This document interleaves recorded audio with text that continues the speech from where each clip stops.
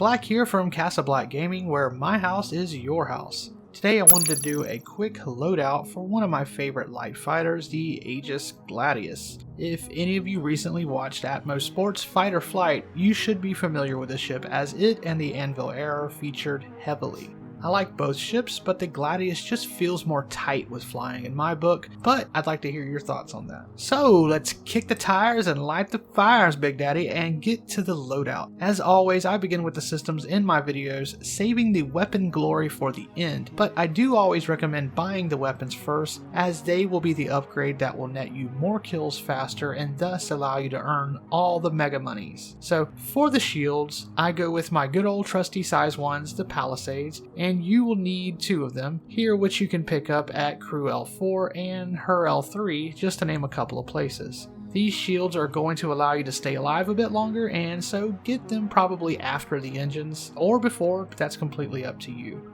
The power plant is not something that will do much for you until the ship refactor, which is hopefully happening soon, but I do recommend the JS300 for the time being, which you can pick up at the Her L2, but again, this is optional for now, as it's not going to do much for you. For coolers, I use the size 1 glaciers when they are needed, but again, this is similar to the power plant and not something you'll get a lot of use for just yet, but if you do decide you want to get them, you can pick them up at Port Tressler.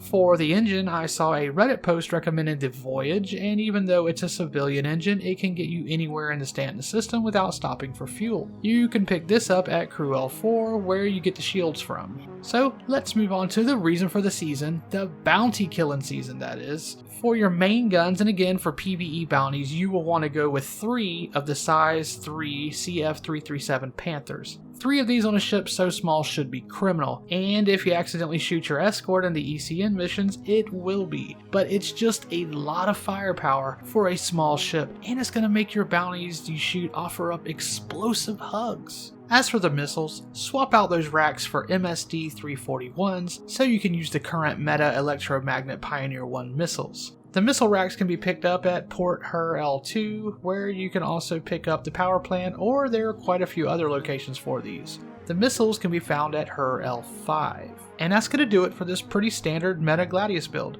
This ship is just a lot of fun, and there's a reason you will see it pop up on so many videos. I'm super anxious to hear from you new players how you enjoy it and this build. Remember to be kind to your fellow gamer, aim for the heart or cockpit, and stay positive, citizens.